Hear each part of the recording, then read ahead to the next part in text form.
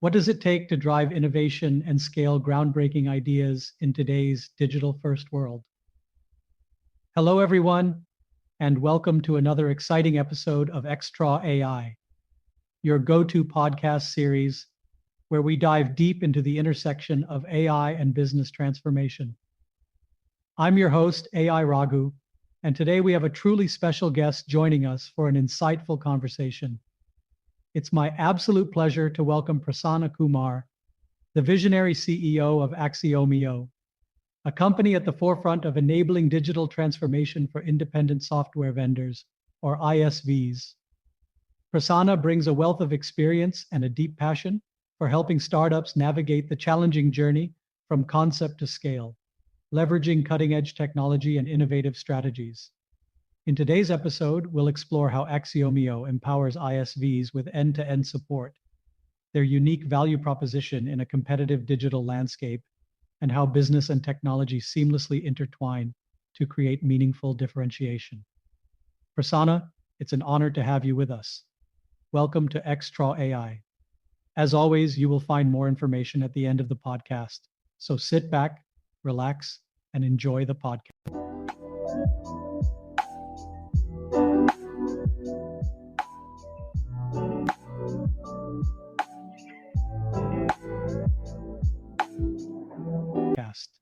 All right, welcome back to another episode of Extra AI. And today we are going to have an interesting conversation with the CEO of AXIOMIO, focused on a journey from concept to scale. Welcome on board, Prasanna. Yeah, thanks, Raghu. Thanks for having me here. Thank you. All right, so let's get started. So maybe I will, I know, Prasanna, before we dive into the Axiom success story and a few other things and talk about how you guys are scaling, I would like to first, can you provide a brief personal or a professional background about your pathway into this digital transformation and AI? So something like that in that aspect, and maybe a project experience or a personal experience, Nathan. Yeah, I mean, if I have to sum up what I am today, it has two phases to it. Like in the first phase of my career, I'm a IT professional. So, and then, I did a 10-year, a decade of work in companies like Wipro and worked for companies like Ericsson and Nokia in the telecom division. So that has been a 10-year stint, and always that during these days, we were always been thinking that tech changing the world, because these were the days, late 90s and early of this century, wherein we are talking about internet mobile revolution, and we were thinking all that. And my second phase of my life is more of entrepreneur. So I have joined my family business, to take it to a more organized and to scale the organization and all of that. So I have headed a athleisure business wherein we have created a brand and retail and all of that. So I also carry a rich 10 years of experience, in scaling a medium enterprise, to a scale. And now why I come back to IT again is because, so while I see both phases of technology and business, I see there is a need, because I've faced the challenges of scaling business using technology. Because like what I was thinking in my first phase, that technology adoption should be easy. But when I look at from the business perspective, it's way too difficult because of so many challenges, which we'll discuss during this. And that's when I thought technology, which is my core professional expertise, which I wanted to bring to the medium scale businesses and help them scale to a global extent. So that's has been my passion now. Beautiful.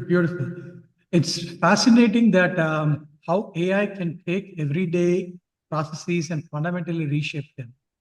So maybe I think before we get into the real nitty-gritty details about what Axiom is, but could you briefly talk about how AXIOMIO is harnessing that power to help ISV startups, right? I think maybe a brief background about how you got into AXIOMIO and how AXIOMIO is harnessing that power to help ISV startup.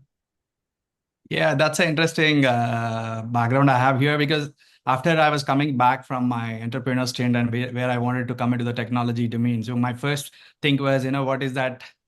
Where do I start? Right. So that is when I heard about AI. That is when I thought, this is something exciting because mathematics being my fundamental subject, was more keen because all these models and more of statistical and mathematical models to train on all of that. And then I did my PG diploma in Triple IT Hyderabad, which is one of the pioneering institutions in the AI field. And after doing a 1 year of course, then I thought this is where I'll start. And then when I was trying to get into the business part of it, then one of companies, which was in the cloud space, gave me an opening saying that, we are in this space and we would want to really excel in this space, and AI is something which we want to do a little later. So I thought, see, whatever opportunity comes in a way. So I started with them because they are of a medium enterprise and like how I wanted to scale. So I thought, why not, start with Right. that. But luckily for me, I understood is that, for AI to be excelling, so there are two fundamental prerequisite. One is cloud, the storage, the compute power that it brings in for AIs, to really excel. And then second is the data part.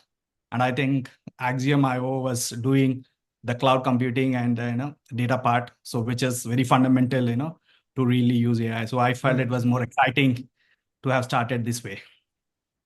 Yeah, I think you beautifully said about the pillars for AI starts with data and cloud, obviously, and that being this is where AXIOMIO coming in. I think obviously it paved the way for you guys to get into this. Yes. Great. Before we take a break and come back into the main conversation, I know you, all of us have been following what's happening in the last 2 years, right? With the advancement of generative AI, a lot of things are changing at a rapidly fast pace. Could Right. you show in some thoughts about these upcoming AI advancements in the current world and how that is going to impact the ISV market? Yeah, traditionally, there were few areas which were challenging for businesses. I mean, because especially I being run a business, I also understand, where we need support of technology. But then Right. still there were limitations in terms of generating the content, especially for the marketing and sales for the businesses. And also, especially in terms of data analytics that we need in the businesses to, take decisions. So these were few areas which were like technology was playing a limited role in the past. But today, what we see is a disruption, the disruption to an extent of human intelligence being augmented by a machine. And therefore, we are becoming doubly powerful, in terms of doing things. And especially if I look at my way back, my fashion industry. Earlier, we were doing photo shoots, to display our apparel and all of that. Today is able to do that. Now, today, for us in the fashion industry, from the concept to the ramp walk is all done by AI. Today, if I think of a garment, so I don't need to make it, I don't need to sample it, I don't need to shoot it, I don't need to do a fashion show for it, but I can think everything, AI can do it. And we are straight away seeing everything, in front of us just in a matter of days, which has been a 6 months effort otherwise, for us, as an example. Yeah. Right. I think that's a great example or the great analogy that you have provided. Let's take a quick break. Maybe we'll come back and get into the details about how AXIOMIO is helping out the ISV. Sure. So coming back to this,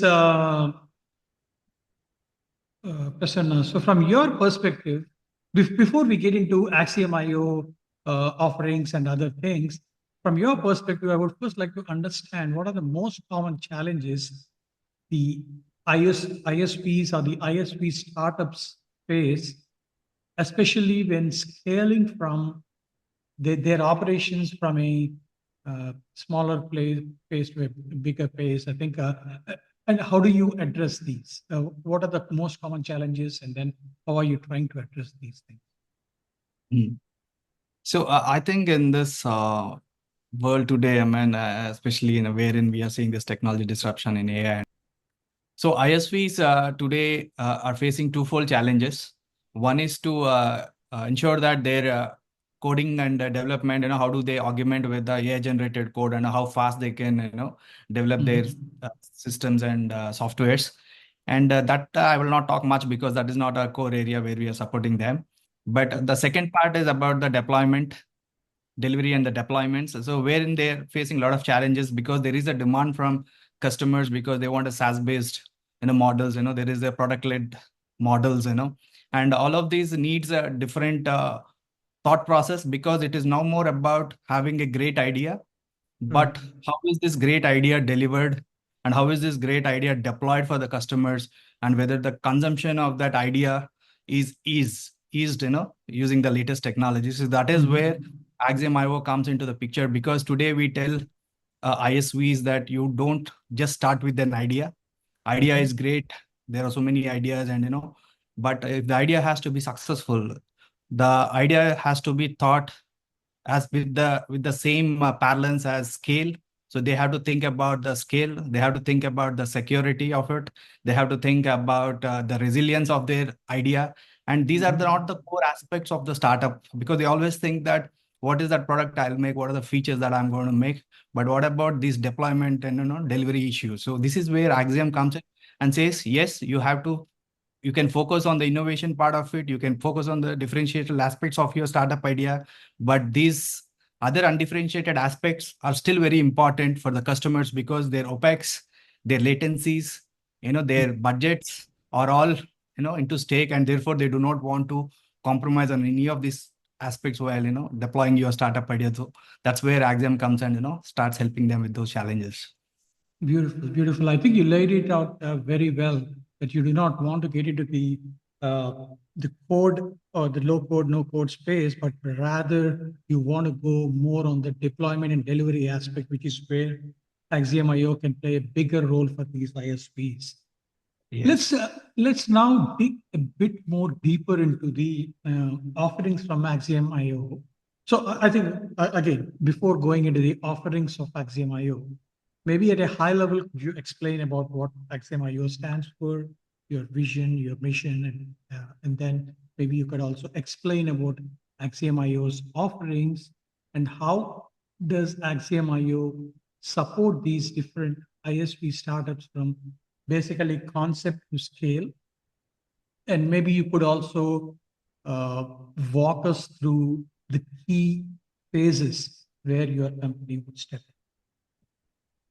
Yeah, first I would answer the last part of it. How do we help ISVs, and where do we get involved, and when we get involved? So ISVs, we recommend that ISVs take a technology partner along with them from day one. But sometimes it is impractical for them to start with us or any providers like us, on the day one, because I understand they are still looking to raise funds, and they are still, doing the POC of their ideas and all that. So ideally, after working with few ISVs, we have said that the best time to start with a technology partner is after a Series A round of funding, because that when the real investor comes into the play, that is when the acceleration has to be faster. That is when we have to meet the customer demands faster. So we say the best time to involve technology partner is after a Series A round of funding, because that is where we'll bring in our uh, thought process. That is where we will help you to accelerate fast. So we will tell you how to satisfy your idea. We will tell you how to the PLG model there. We'll tell you the DevOps pipelines to be built so there is no interruption. So where we'll take care of the resiliency aspects and all of these aspects. We try to bundle it along with their product delivery so that the customers' acceptance goes high, and they can easily bring on customers on board very with ease and in a very fast pace. So that is the first place that we do. And then coming to step-by-step approach, how do we start with ISVs? Basically, we look at their vision and mission, because we are not the domain experts. We are not going to bring in our domain knowledge to them, but we ask what is their vision for their idea and what is the mission that they are going to achieve. So that becomes our startup place.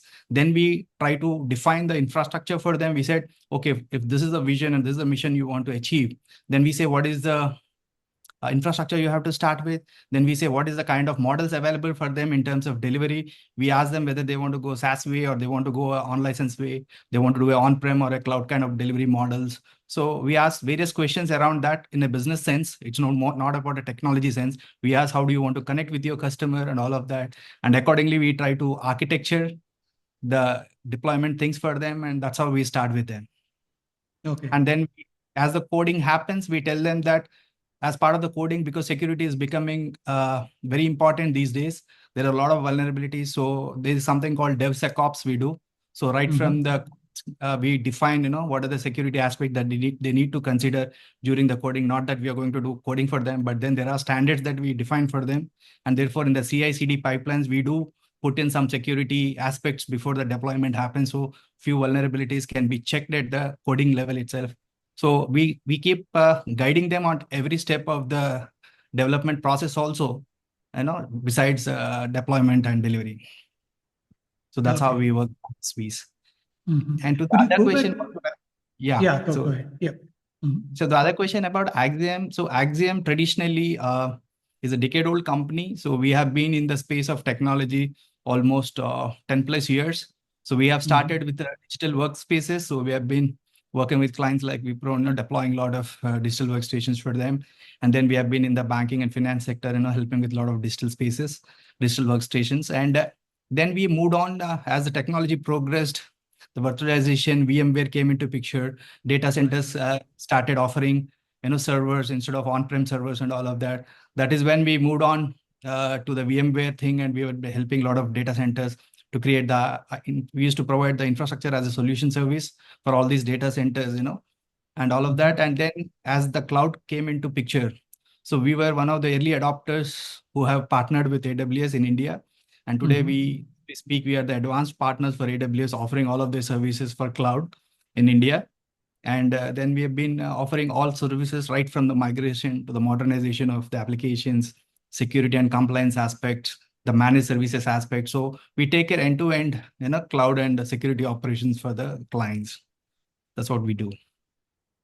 Beautiful, beautiful. I think let's say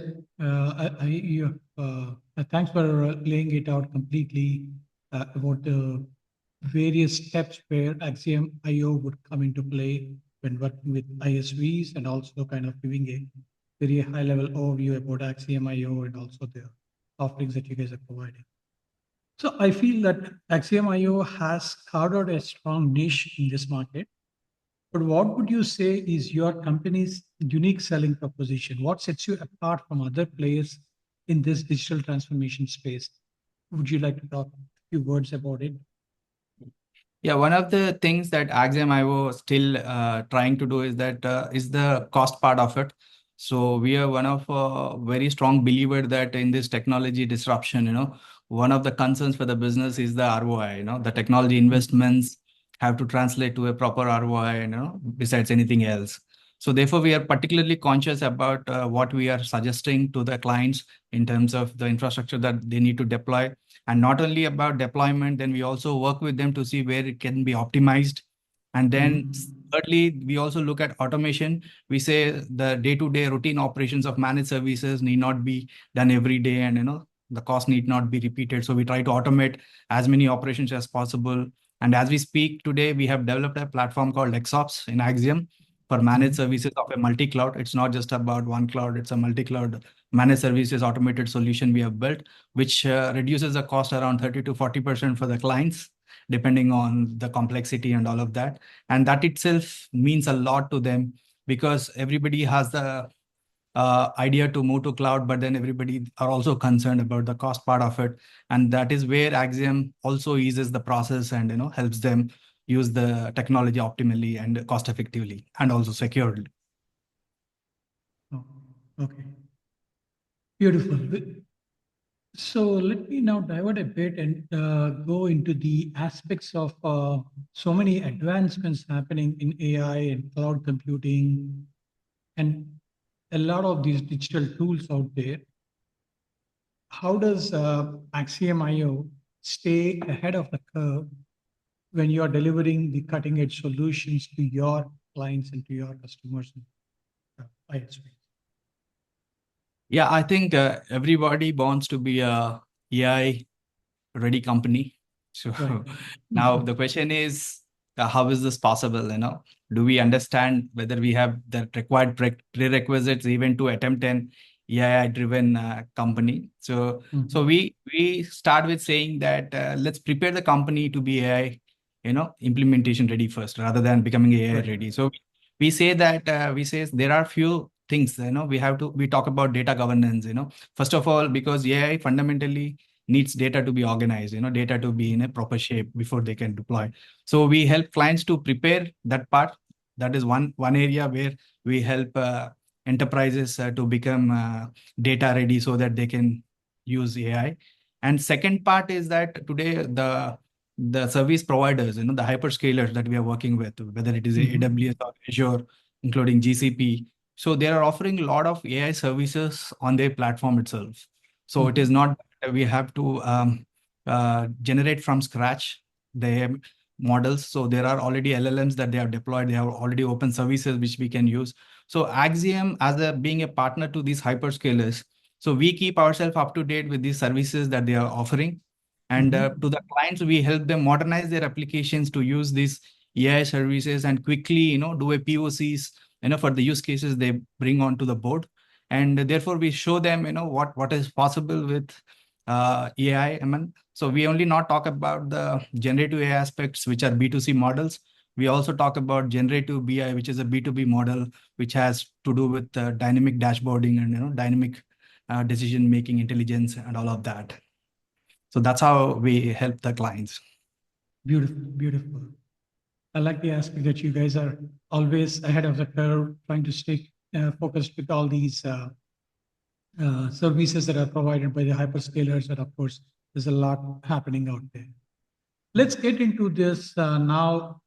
Interesting question, I would say, because for you, when you've explained about your background, you started in the technology field, went to the business field, and came back to the technology field. So in today's digital era, this is where both the business and technology are now getting more and more interconnected than ever in the past.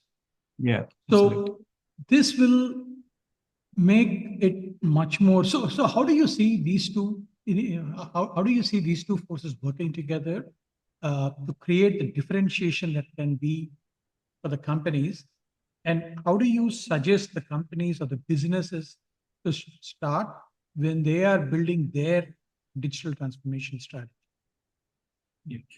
So I think today, I think after 20 years, from where we started in this space, of technology, we see that today businesses and technology are very much intertwined.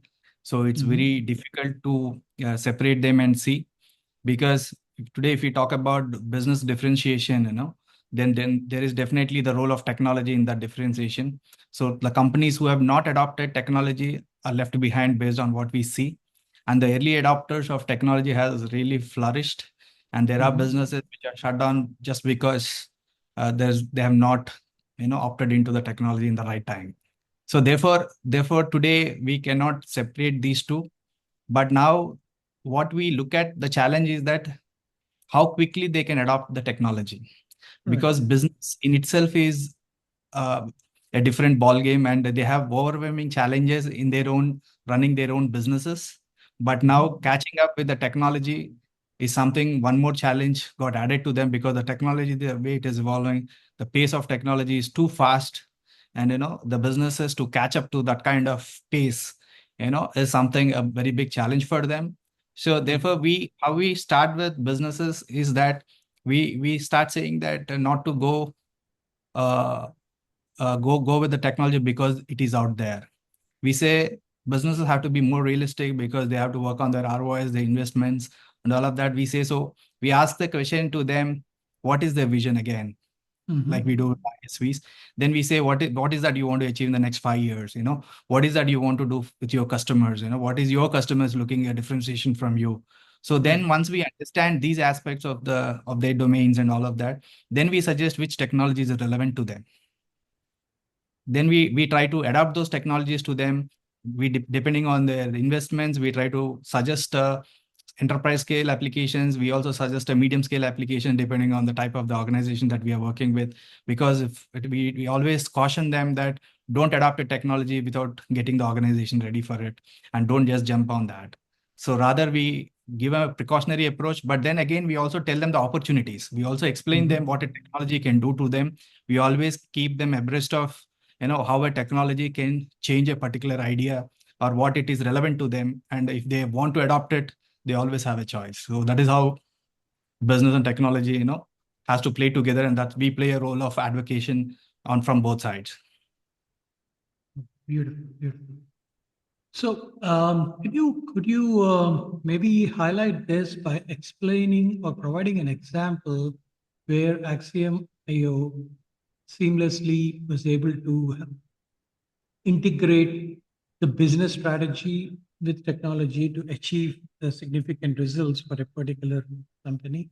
We don't need to talk for the names of the companies for confidentiality purposes, but if you could highlight an example end to end how AXIOMIO has helped in this process, that would be helpful. Yeah, I think I can quote you one example from a company enterprise in London. So because this is a generation enterprise, dealing in the financial markets. So basically they were bond traders, they used to like trade government bonds, across the banks and all of that. So they had a basic legacy application with them, and they used to deploy this application, on their servers and also on the on-prem of the traders and all of that. So which are all separate. So so that kind of platform, they always had challenges because the markets have evolved too fast now, and the pace of financial trading has gone to exponential, and these applications were not able to caught up. So every time they had a downtime, especially the crucial trading times, the systems were getting down because of some legacy issues and all of that. So then we spoke to them. We said, what is that you want to do? They said we want to be up to date with the current markets, and we want to meet the customer demand with zero downtime, and always up to date analysis, and with foresight of what will happen in the coming days for thing, and whatever insights they have, the customers wanted to see on a real time scale. So we took up this project. So we took up the cloud migration for them. We modernized their legacy applications. So we helped them onboard to AWS. So we have integrated all the traders, to operate from a SaaS model. So there is no more legacy application sitting on each machines running on different versions and causing all the integrity issues and all of that. So all of this culminated into a beautiful single SaaS model where everything was happening in real time without any disruption, and therefore they were very happy. They were able to grow their business very fast, and today, as we speak, they are still with us and growing good. And we are very happy to have such clients, and we are very happy with what we have done for them. Beautiful, beautiful. That's a great piece of example that you have provided, and that's a great testimonial from one of your clients, I believe. So this takes me to an interesting question. I would say as part of the podcast, I always come up with one important question, or the $1 million or the $1 billion question. That's what I say. That's what I ask my guests, saying, what is the differentiation factor? I know this is a very crowded space and there is a lot of competition out there. You did carve out a niche for you, but if you have to tell in one word or one sentence or one phrase, or you want to explain it, what is that differentiation factor from your competition? Yeah, I think the technology, if we look at, predominantly has been with the Fortune 500 companies and the larger system integrators, providing them with the kind of solutions that a real business would need. And these are the early adopters, and these are the players who help them adopt these technologies faster and, make it more realistic. But there is a completely left out businesses outside this Fortune 500, who are still trying to catch up with these technologies, who still want to grow like them, and who also want to become unicorns and all of that. So we have said to ourselves, while of course, for these larger system integration and these larger enterprises, since they are very clear about where they are heading, what technology they want to adopt at what pace and all of that. So we provide individual services to them, but our pattern is more towards providing solutions. So we said we combined a solution. We provide a consulting to medium enterprises. Our passion is towards startup ISVs. We want to help them with the technology so that they also become larger enterprises. And realistically, practically, system integrators, the larger system integrators do not have time for these guys, but somebody has to fill that gap because these are 70% of the industry, and therefore they are contributing a lot.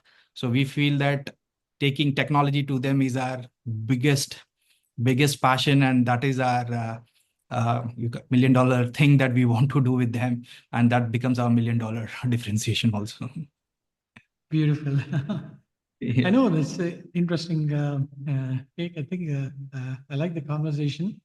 I know this is we've talked about some of the key discussion points about how you are helping out the ISVs uh, scale from the concepts that uh, they have created. And of course, we also discussed about a few things that you as AXIOMIO are helping out in these digital business transformation for the clients and the customers that you are dealing with.